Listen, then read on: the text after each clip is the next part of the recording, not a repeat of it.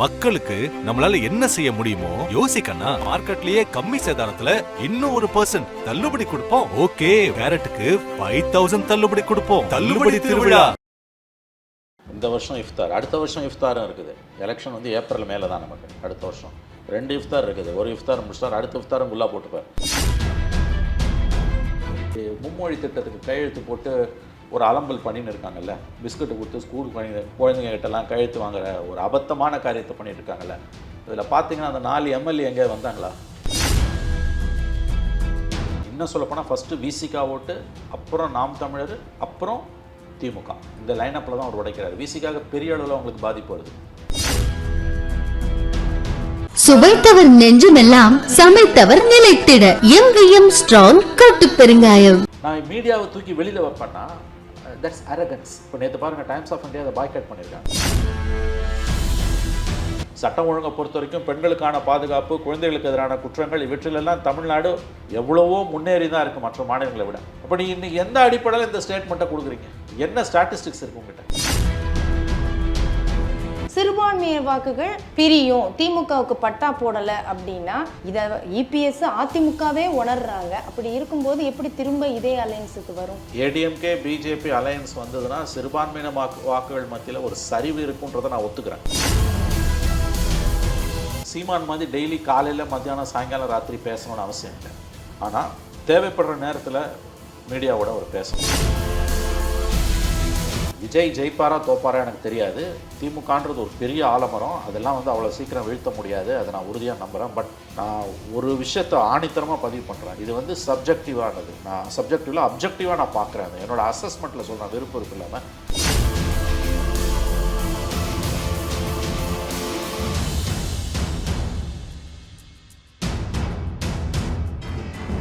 மின்னம்பலம் நேயர்களுக்கு வணக்கம். இஃப்தார் நோன்பு திறக்கும் நிகழ்ச்சியில் விஜய் பங்கேற்றிருக்கிறார். இன்னொரு பக்கம் மகளிர் தின வாழ்த்துச் செய்தியில் அதை ஒட்டி வெளியிட்ட வீடியோவில் முதலாக திமுகவின் பெயரை உச்சரித்திருக்கிறார். ஆக விஜயுடைய அரசியல் நகர்வு அடுத்த கட்டம் எப்படி இருக்க போகிறது அப்படிங்கிற கேள்வி ஒரு பக்கம். இன்னொரு பக்கம் எங்களுடைய ஒரே எதிரி வந்து திமுக தான், பிரிந்து சிதறி கிடக்கக்கூடிய வாக்குகளை நாங்கள் ஒன்றிணைக்க வேண்டும் அப்படிங்கிற ஒற்றை நோக்கு அப்படிங்கிறதுல இபிஎஸ் பேசுகின்றார்.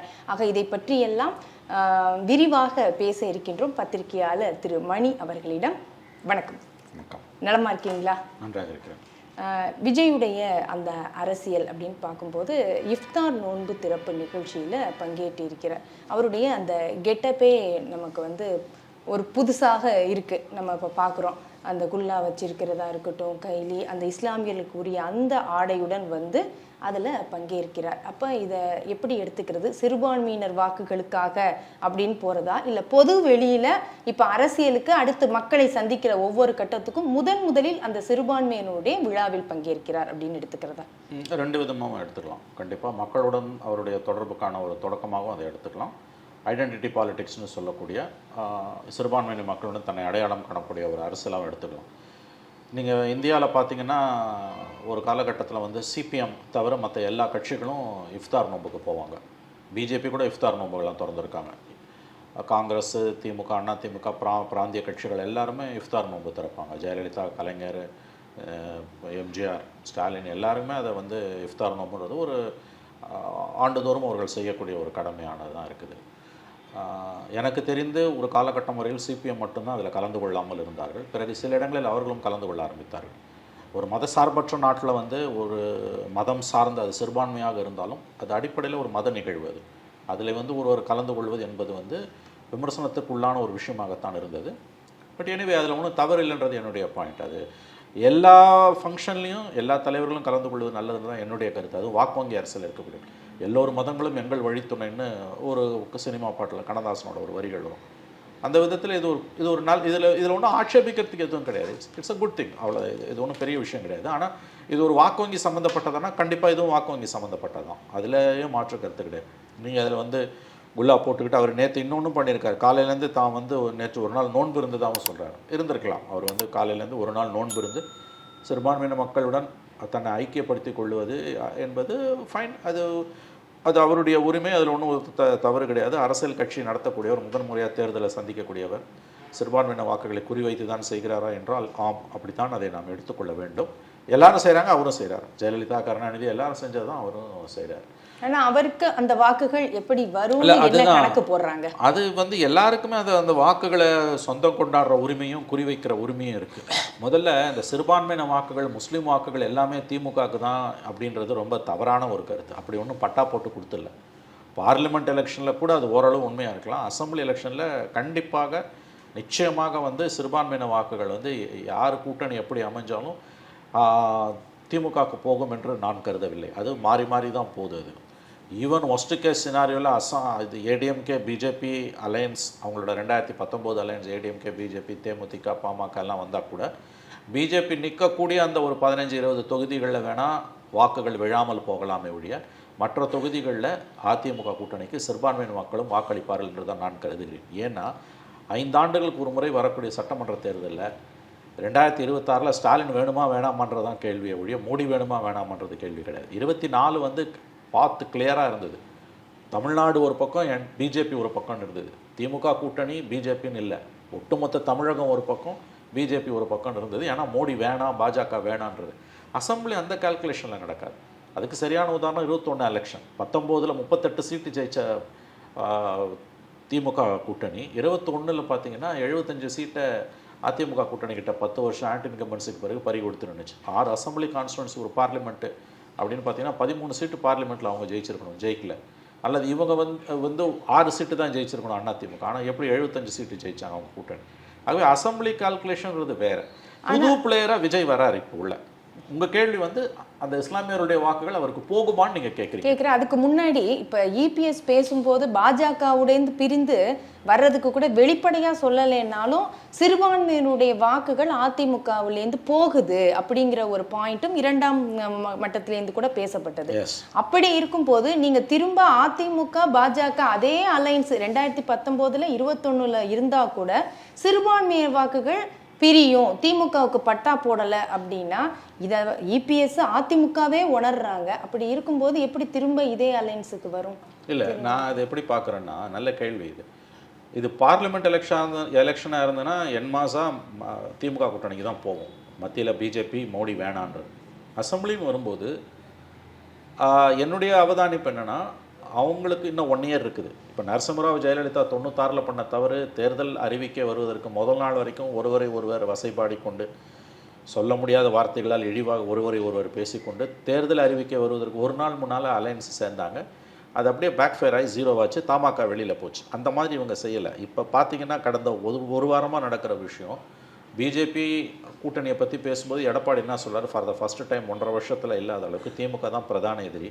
அப்போ பாஜகன்னு கேட்கும்போது இந்த பாஜக கீஜாக்கெல்லாம் இப்போ பேசாதீங்க, 6 மாதம் பொறுத்துன்ற இதுதான் மெல்ல மக்கள் மனங்களை தயார்படுத்துகிறாங்க. நீங்கள் அலையன்சஸை வந்து 1 இயர் முன்னால் முள்ள அந்த சந்தேகத்தை விதைச்சி கிட்ட கொண்டு போனீங்கன்னா அதோட வெளிப்பாடு என்பது வேறு. நான் ஒரு விஷயத்தை ஒப்புக்கொள்கிறேன். அதாவது வந்து ஏடிஎம்கே பிஜேபி அலையன்ஸ் வந்ததுன்னா சிறுபான்மையின வாக்குகள் மத்தியில் ஒரு சரிவு இருக்குன்றதை நான் ஒத்துக்கிறேன். ஆனால் அது பார்லிமெண்ட் எலெக்ஷன் அளவுக்கு இருக்காதுன்றதான் நான் மறுபடியும் சொல்கிறேன். அதாவது அந்த பிஜேபி இப்போ ஒரு உதாரணத்துக்கு 20 சீட்டோ 25 சீட்டோ நிற்கிறாங்க, உதாரணத்துக்கு வச்சுக்கோங்க, 30 சீட்டுன்னு கூட வச்சுக்கோங்களேன். ஒரு எக்ஸ் நம்பர் ஆஃப் சீட்ஸில் அவங்க நிற்கும்பொழுது அந்த தொகுதிகளில் ஓட் ட்ரான்ஸ்ஃபர் ஆகாது. அசம்பிளிக்கு நான் சொல்கிறேன். பட் மற்ற தொகுதிகளில் ஏடிஎம்கே அலையன்ஸுக்கு வாக்குகள், சிறுபான்மையின வாக்குகளே வந்து பார்லிமெண்ட் எலெக்ஷன் அளவுக்கு சரியாமல் ஓரளவுக்கு நகர்றதுக்கு வாய்ப்பு இருக்குது. ஆனால் ஒரு பாதிப்பு இருக்கும், அதை நான் ஒப்புக்கொள்கிறேன். நீங்கள் அதையும் ப்ளஸ் விஜய் தனியாக நிற்கிற, ஆப்வியஸ்லி விஜய் தனியாக தான் என்ன ஆகணும்.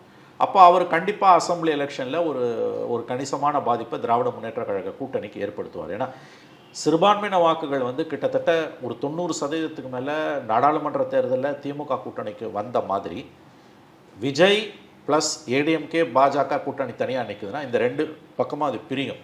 அதாவது திமுகவோட வாக்கு வங்கியில் ஒரு சரிவு ஏற்படும். அதை தான் நம்ம இப்போ புரிஞ்சுக்கணும். விஜய் இப்போ தனியாக இருக்கிறாருன்னா சிறுபான்மையின மக்கள் எதை நம்பி போவாங்க?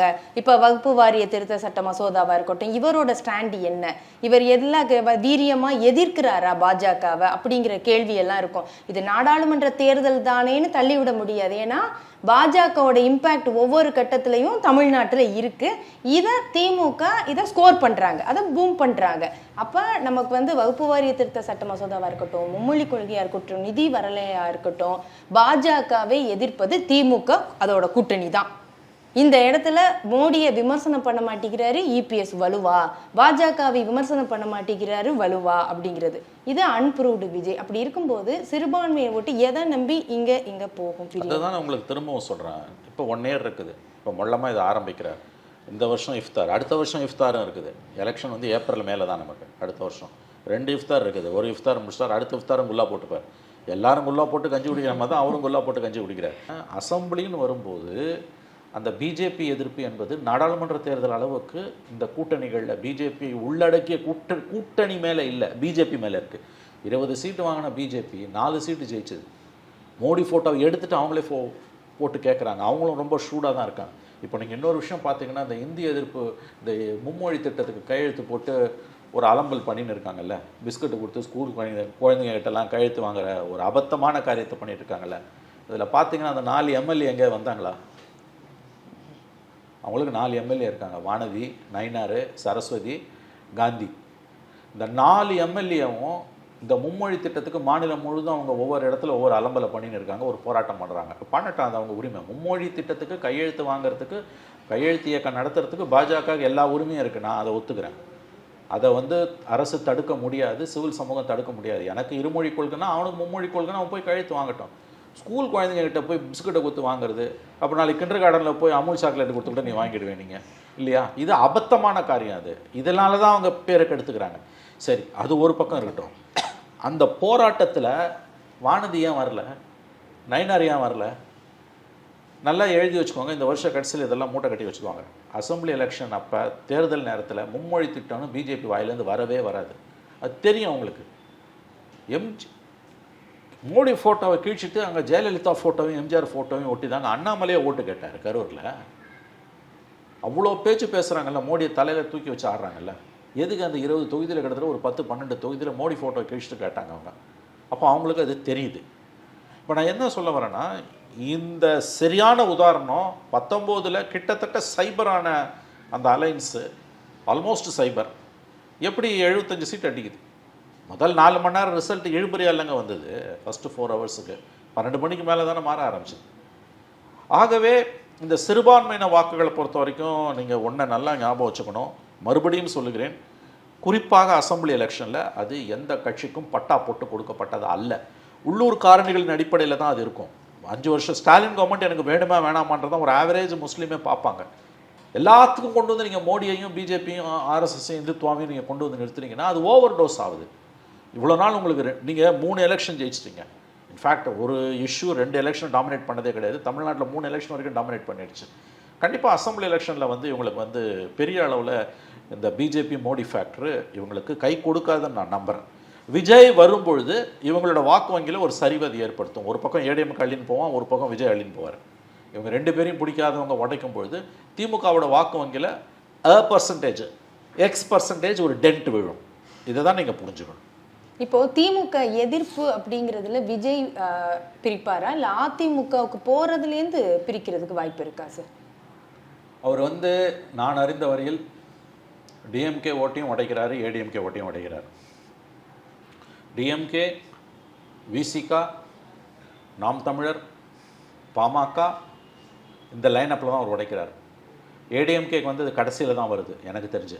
திமுக ஓட்டை உடைக்கிறாரு, விசிகா, இன்னும் சொல்லப்போனால் ஃபஸ்ட்டு விசிகா ஓட்டு, அப்புறம் நாம் தமிழர், அப்புறம் திமுக, இந்த லைனப்பில் தான் அவர் உடைக்கிறார். விசிகாவுக்கு பெரிய அளவில் அவங்களுக்கு பாதிப்பு வருது. என்னுடைய அசஸ்மெண்ட்டில் நான் சொல்கிறேன், maybe wrong, maybe right. Visika, நாம் தமிழர், திமுக இதை உடைக்கிறார். பெண்கள் மத்தியில் அவருக்கு ஒரு, நான் பார்த்த வரைக்கும் சொல்கிறேன் மேடம், பெண்கள் மத்தியில் அவருக்கு ஒரு அசாதாரணமான ஒரு செல்வாக்கு இருக்குது. இன்னும் 1 இயர் இருக்குது, அது ஓட்டாக மாறுமா மாறாதான வேறு விஷயம். நான் கமலை பார்த்துருக்கேன், விஜயகாந்தை பார்த்துருக்கேன். இவ்வளவு தூரம் வந்து ஒரு பவர்ஃபுல் ரெஸ்பான்ஸ் வந்து அனைத்து தரப்பு மக்களிடமும், குறிப்பாக பெண்கள் மத்தியில் நான் கமலுக்கோ விஜயகாந்துக்கோ பார்க்கல. விஜய்க்கு அது இருக்குது. திமுக பாரம்பரிய திமுக வாக்கு வங்கியில் ஒரு பெரிய பாதிப்பை அவர் ஏற்படுத்துகிறார். ஃபேமிலி ஸ்கூலில் லேடிஸ் கிட்ட அவருக்கு ஒரு அப்பீல் இருக்குது. பட் இது எல்லாமே நாளைக்கு வந்து எப்படி ஓட்டாமல் வரும், ஏன்னா அந்த பூத்துக்கு கொண்டு வருதுன்றது வேறு விஷயம்.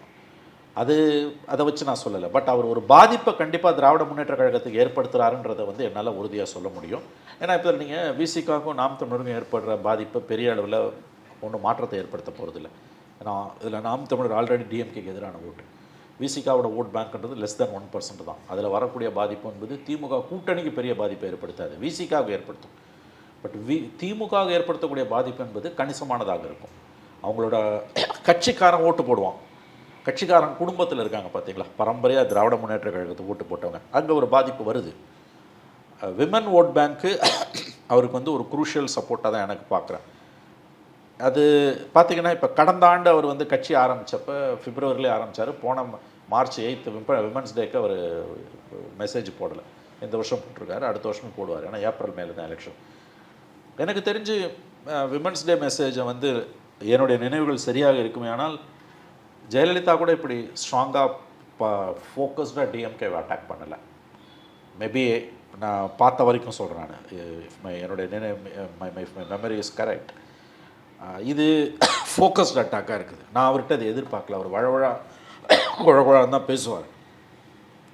இன்றைக்கி அந்த ஆடியோ நான் கேட்டப்ப அவர் திராவிட முன்னேற்ற கழகம் ஆளும் கட்சியை ஃபோக்கஸ் பண்ணி அடிக்கிறார். அப்போ தன்னோட கோர் ஓட் பேங்கை நோக்கி அவர் நகர்றார்.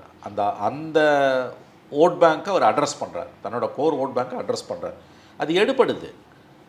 இளம் பெண்கள், கல்லூரி மாணவிகள், வேலைக்கு போகக்கூடிய பெண்கள், நடுத்தர வயது பெண்கள், அவங்கக்கிட்ட அவருக்கு ஒரு ஒரு ஒரு ஒரு ரெஸ்பான்ஸ் இருக்குது. ஒரு பெண்கள் மத்தியில் விஜய்க்கு ஒரு கணிசமான அளவுக்கான ஒரு ரிசப்ஷன் வாங்க, ஒரு வரவேற்பு இருக்குது. ஏன் இப்போ ஒரு தடவை ட்ரை பண்ணக்கூடாது, இவங்க 2 பேருக்கு தான் போட்டு என்னத்தை கிழிச்சோம் நம்ம, அந்த ஒரு சலிப்பு வருது. அந்த இடத்துல ஒரு ஃப்ரெஷ்ஷாக வரக்கூடியவங்கள ஒருத்தர் விரும்புவாங்கல்ல, அது விமன் ஃபோக்கஸ்டாக போகும்பொழுது அதுக்கு ஒரு எதிர்பார்ப்பு இருக்குது. ஆனால் சார் இப்போது எல்லாமே வந்து அந்த நேரத்தில் ஒரு நாள் தாக்கம் மாதிரி தானே இருக்குது. இப்போ பரந்தூருக்கு போகிறாரு, அன்னைக்கு பேசுகிறாரு, வந்துடுறாரு. அதுக்கப்புறம் அதில் என்ன தாவேக்காவோட முடிவு என்ன இருக்குது, முன்னெடுக்கிறது ஏதாவது அவங்க முன்னெடுத்தாங்கன்னா இவங்க ஆர்ப்பாட்டம் நடத்துவாங்களா, போராட்டம் நடத்துவாங்களா, இது எதுவும் தெரிய மாட்டேங்குது. அதே மாதிரி ஒரு நாள் பேசுகிறாரு, வந்து இப்போ இன்றைக்கி வீடியோவில் பேசுகிறாரு, இதுக்கப்புறம் அடுத்த மகளிர் தினத்துக்கு தான் பெண்களோட இதை பற்றி பேசுவாரான்னு கேள்வி இருக்குது. அப்போ இது ஒரு நாள் தாக்கம், இது எப்படி நம்ம வாக்குகளாக மாறும்? இவர் எப்போ ஒரு 3 நேர அரசியல்வாதியாய் இவரை எப்படி நம்பி நம்ம போகிறதுங்கிற ஒரு கேள்வியும் எழும்புள்ள. கண்டிப்பாக நியாயமான கேள்வி. அதாவது நீங்கள் சொல்கிறது வந்து கண்டினியூட்டி என்ன இருக்குது, தொடர் அரசியல் நிகழ்வுகள் என்னன்றீங்க. இப்போ பரந்தூருக்கு வந்தார், வேனில் நின்று பேசினார், அதுக்கப்புறம் ஒரு திடீர்னு காணாமல் போயிட்டார், அப்புறம் ஒரு அறிக்கை ஒன்று கொடுப்பாரு, அப்புறம் திடீர்னு வந்து இந்த மாதிரி விமன்ஸ் டே வரும்போது அதுக்கு ஒரு மெசேஜ் ஒன்று போடுறது. கண்டினியூஸ் பொலிட்டிக்கல் ஆக்டிவிட்டி அவர்கிட்ட இல்லை. அண்ட் அவர் மட்டும் பேசினா பத்தாது, பார்ட்டி பேசணும். ஒன் மேன் பார்ட்டியாக மட்டுமே இருக்க முடியும். இப்போ அவங்களோட இன்ட்ராக்ஷன் மக்களோட என்னவாக இருக்குது, இவர் வந்து ஆடிக்கு ஒரு தடவை, அமாவாசைக்கு ஒரு தடவை, அத்திப்புத்தா மாதிரி ஏதாவது நிகழ்வுகள் வரும்போது இந்த மாதிரி வீடியோ வெளியிட்டுறாரு, இல்லை அவங்க கட்சி கூட்டம் அல்லது புத்தக வெளியீட்டு விழா, விகடன் வெளியீட்டு விழான்னா அந்த இடத்துல பேசுகிறாரு. அதை தாண்டி இவரோட மக்களுடனான கலந்துரையாடல் என்பது எதுவுமே இல்லை. மீடியா கிட்ட அவர் பேசுகிறதே இல்லை. இது மிகப்பெரிய மிகப்பெரிய மிகப்பெரிய ஒரு பலவீனமாக நான் பார்க்குறேன். இது தவறுன்னு எனக்கு தோணுது. ஏன்னா சிவில் சமூகத்தோட ஒரு தொடர் உரையாடல் வந்து ஒரு அரசியல் கட்சி தலைவருக்கு தொடர்ந்து இருக்கணும். சீமான் மாதிரி டெய்லி காலையில், மத்தியானம், சாயங்காலம், ராத்திரி பேசணும்னு அவசியம் இல்லை. ஆனால் தேவைப்படுற நேரத்தில் மீடியாவோட அவர் பேசணும். அவர் மீடியா கிட்ட பேசாமல் இருக்கிறது என்னை பொறுத்த வரைக்கும் தவறு, மக்களை இழிவுபடுத்தக்கூடிய, அவமதிக்கக்கூடிய ஒரு செயல் நான் பார்க்குறேன். நேற்று கூட பார்த்தீங்கன்னா இஃப்தாரில் உள்ள மீடியாவுக்கு அலவுடு இல்லைன்றாங்க. நான்லாம் மேடம் எவ்வளவோ இஃப்தார் கலைஞர், ஜெயலலிதாலாம் பார்த்துருக்கேன். Media will be equally treated. அது வந்து மீடியான்றது தனிப்பட்ட ஒரு நபர், ஒரு XY, ஒரு மணியோ அல்லது வந்து ஒரு ஜான்சனோ, ஒரு முபாரக்கோ, ஒரு கவிதாவோ, ஒரு லட்சுமியோ கிடையாது. அவங்க கிடையாது. The representative of the people. நான் மீடியாவை தூக்கி வெளியில் வைப்பேன்னா தட்ஸ் அரகன்ஸ். இப்போ நேற்று பாருங்கள், டைம்ஸ் ஆஃப் இந்தியா அதை பாய்காட் பண்ணியிருக்காங்க. டைம்ஸ் ஆஃப் இந்தியா நேற்று சாயங்காலம் 5 மணிக்கு கொடுத்த ஸ்டேட்மெண்ட்டில் எங்களை உள்ள விடலை, வெளியில் ஸ்க்ரீனை வச்சு எடுத்துக்கொண்டாங்க. So we are boycotting the news. இன்றைக்கி டைம்ஸ் ஆஃப் இந்தியா பேப்பரில் விஜயோட இஃப்தார் பார்ட்டி பற்றின செய்தியே இல்லை. இது தப்பு ரைட்டுன்ற ஆர்குமெண்ட்டு வேறு, அது டிபேட்டபிள்ன்றதை நான் ஒத்துக்கிறேன். இல்லை, அதை தான் நானும் திரும்ப சொல்கிறேன். இப்போ வந்து வீடியோ வெளியிடுறாரு, இப்போ பெண்கள் பாதுகாப்பாக இருக்காங்களா, இன்செக்யூரிட்டியாக இருக்கும்போது எப்படி சந்தோஷமாக இருக்க முடியும், அது நியாயம் தானே அப்படிங்கிறாரு. இந்த டயலாக்கெல்லாம் பெண்களுக்கு உடனே வாக்கு வந்துரும்னு சொல்ல முடியுமா? என்ன பிரச்சனை, அதுக்கு சொல்யூஷன் என்ன, தீர்வு என்ன? என்கிட்ட இது இருக்குது, நான் வெறும் குல்லா போட்டுட்டு இஃப்தார் நோன்புல போய் பங்கேற்றால் மட்டும் எனக்கு இஸ்லாமியர்கள் நம்பிடுவாங்களா? ஏன்னா இவங்க எதை திராவிட கட்சிகள் செய்யலை, நான் செய்கிறேன். ஏதாவது ஒரு இது கண்டினியூவேஷனோ ஏதோ ஒரு பேச்சோ அது ஒரு இருக்கணும்ல சார். எதுவுமே நீங்கள் இல்லாமல் அப்பப்போ மட்டும் நீங்கள் இந்த மாதிரி ஒரு கெட்டப்பையோ இல்லை ஒரு வீடியோவையோ ஒரு டயலாக்கோ இருந்ததுன்னா அது செல்லுமானமாகுமா? இன்ன வரைக்கும் அவர் பக்கம் வருவாங்கன்னு சொல்லிட முடியுமா? செல்லுபடி ஆகாது.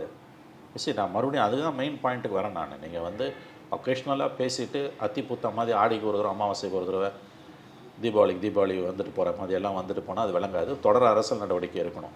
தமிழ்நாடு உண்மையிலேயே அமைதி பூங்கா தான், மாற்றுக்கருத்துக்கு இடமே இல்லை. சட்டம் ஒழுங்கை பொறுத்த வரைக்கும் பெண்களுக்கான பாதுகாப்பு, குழந்தைகளுக்கு எதிரான குற்றங்கள், இவற்றிலெல்லாம் தமிழ்நாடு எவ்வளவோ முன்னேறி தான் இருக்குது மற்ற மாநிலங்களை விட. இங்கே பிரச்சனை வந்து வாரிசு அரசியல், ஊழல், இதுதானே ஒழிய இந்த விஷயங்கள் கிடையாது. ஆனால் இது இப்படியே போச்சுன்னா சிக்கலாகும்.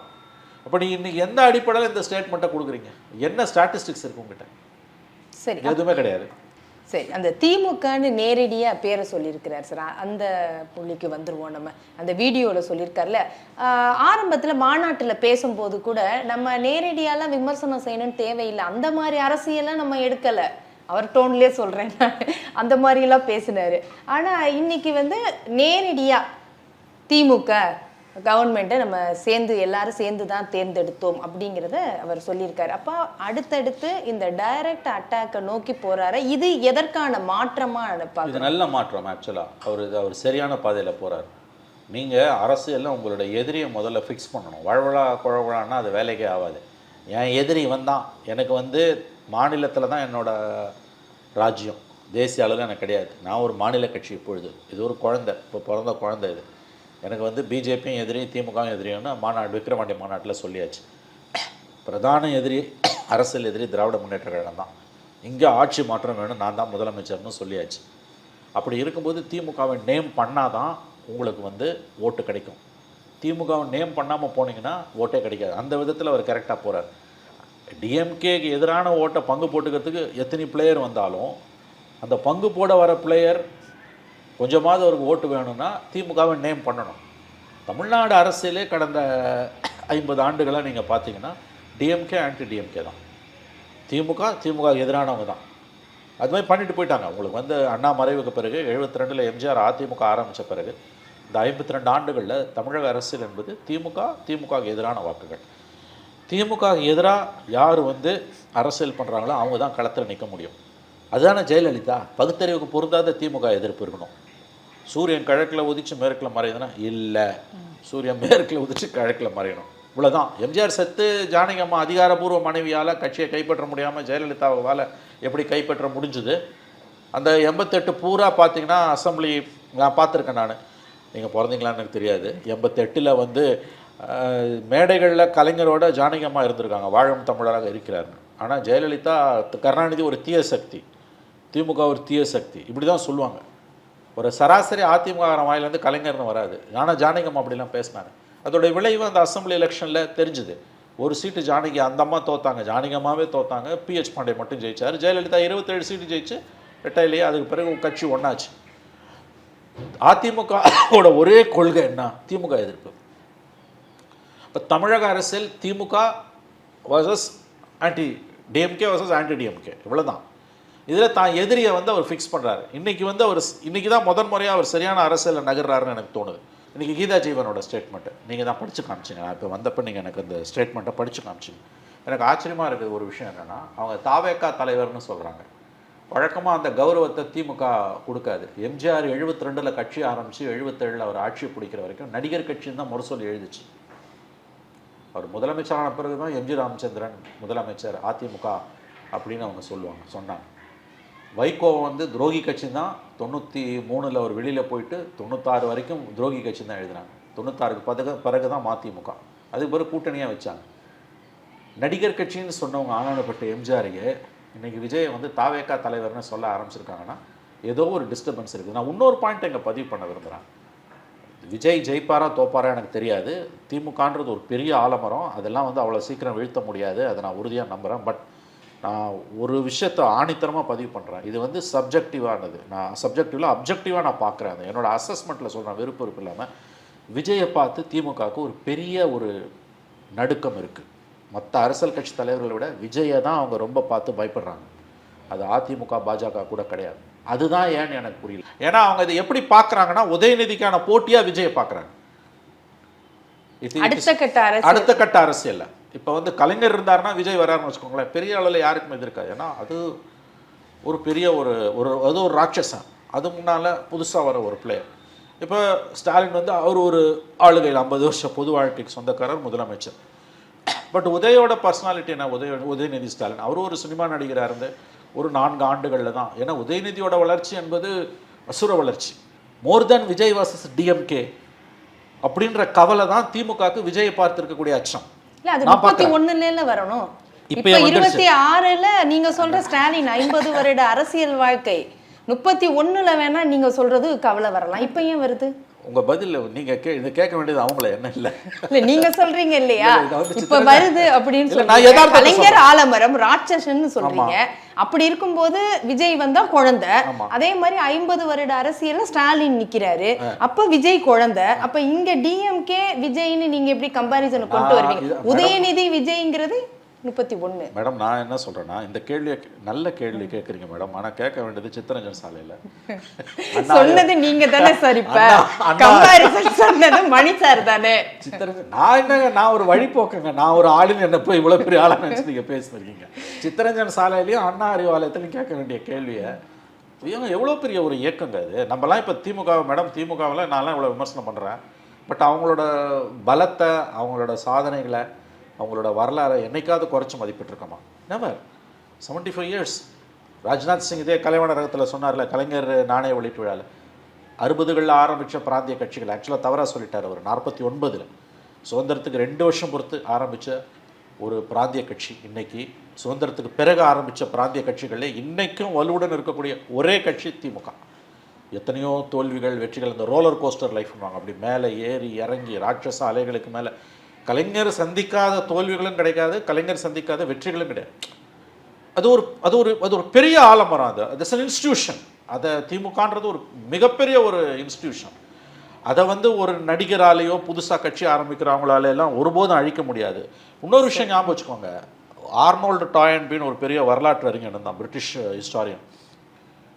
அவன் சொல்லுவான், அதாவது civilisations die by suicide not by மர்டர்னும். அதாவது பெரிய நாகரிகங்கள், வரலாறு முழுக்க மிகப்பெரிய நாகரிகங்கள் தற்கொலை செய்து கொண்டு தான் அழிந்திருக்கின்றன, கொலையால் அழியவில்லை. அதாவது அதோட அர்த்தம் என்னன்னா, நாகரிகங்கள்ன்றதை நம்ம இன்ஸ்டிடியூஷன்ஸுக்கும் வச்சுக்கலாம். அதை வெளியிலேருந்து வந்து யாரும் அழிக்க முடியாது, அது உள் முரண்பாடுகளால் தான் அழியும். திமுக அழியுதுன்னா அது திமுகவாலே அழியும். வெளியிலேருந்து ஒருத்தன் யாரும் அந்த வேலையை செய்வேன்னா அந்த திருப்பணியை அவங்களுக்கு செஞ்சுப்பாங்க. ஆனால் இன்னைக்கு விஜயை பார்த்து அவங்களுக்கு ஒரு உண்மையிலேயே அவங்களுக்கு ஒரு பயம் இருக்குன்னு நான் சொல்கிறது. They are seriously afraid and கன்சர்ன்டுன்னு இப்படி வச்சுக்கோங்களேன். கன்சர்ன்டு அப்படின்னா அது விஜயை பார்த்து தான் அவங்களுக்கு இருக்குது. அது எதனாலன்னு நான் பார்க்குறேன்னா, என்னோட அசஸ்மெண்ட்டை நான் சொல்கிறேன். நான் யூ மே டிஃபர். அதாவது இது விஜய் வர்சஸ் உதயன்னு வரதால அவங்களுக்கு அந்த பயம் வருது. இன்றைக்கி கலைஞர் இருந்தாருன்னா அந்த பிரச்சனை இல்லை, அல்லது வெறுமனே ஸ்டாலின் மட்டுமே இருக்கார், அடுத்த வாரிசு அறிவிக்கப்படலைன்னு வச்சுக்கோங்க, துணை முதலமைச்சர் இல்லை, உதய் அரசியலே இல்லை, சினிமா நடிச்சிட்டு இருக்காருன்னு வச்சுக்கோங்களேன், அப்போ கூட இந்த கலக்கம் அவங்களுக்கு வந்திருக்காது. இப்போ ஆட்டோமேட்டிக்காக இந்த ஃபைட் எப்படி திரும்புதுன்னா விஜய் வர்சஸ் உதயன்னு திரும்புது. அது அவங்களால வந்து ஃபேக்ட் இஸ் விஜயா உதயான்னு வரும்போது பப்ளிசிட்டி அதிகமாக விஜய்க்கு கிடைக்குது, அது அவங்கள கவலைப்படுத்துது. அதனால தான் விஜய் விஷயத்தில் திமுக இந்த கவலை இருக்குன்னு நான் பார்க்குறேன். பட் டிஎம்கேன்ற பார்ட்டியை வந்து விஜய் வந்து டெஸ்ட்ராய் பண்ணிடுவார், ஆயிடுச்சு, அதெல்லாம் அபத்தமானது. அதுக்கெல்லாம் வாய்ப்பே கிடையாது. It's an institution. Rajnath Singh சொன்ன மாதிரி வந்து அது இவ்வளோ வருஷமாக இருக்கக்கூடிய 75 ஆண்டுகளாக இருக்கக்கூடிய ஒரு கட்சி எவ்வளவோ தோல்விகள் வெற்றிகளை பார்த்தது. அது தன்னோட அடுத்த கட்டத்துக்கு கண்டிப்பாக போகும். இன்னைக்கு இந்த பயம் இவங்களுக்கு ஏன் வந்திருக்குன்னா, தட்ஸ் பிகாஸ் ஆஃப் உதய் ஃபேக்டர்ன்றதான் என்னோட பாயிண்ட். நன்றி சார். நன்றி மேடம். நன்றி. இதுவரை பத்திரிகையாளர் திரு மணி அவர்களிடம் பேசினோம். நன்றி, வணக்கம். சுவைத்தவர் நெஞ்சுமெல்லாம் சமைத்தவர் நிலைத்திட எங்கேயும் ஸ்ட்ராங் கட்டு பெருங்காயம். மக்களுக்கு நம்மளால என்ன செய்ய முடியுமோ யோசிக்கனா, மார்க்கெட்லயே கம்மி சேதாரத்துல இன்னும் 1% தள்ளுபடி கொடுப்போம். ஓகே, கேரட்டுக்கு 5000 தள்ளுபடி கொடுப்போம். தள்ளுபடி திருவிழா. மின்னம்பலம்.com தமிழின் முதல் மொபைல் பத்திரிகை.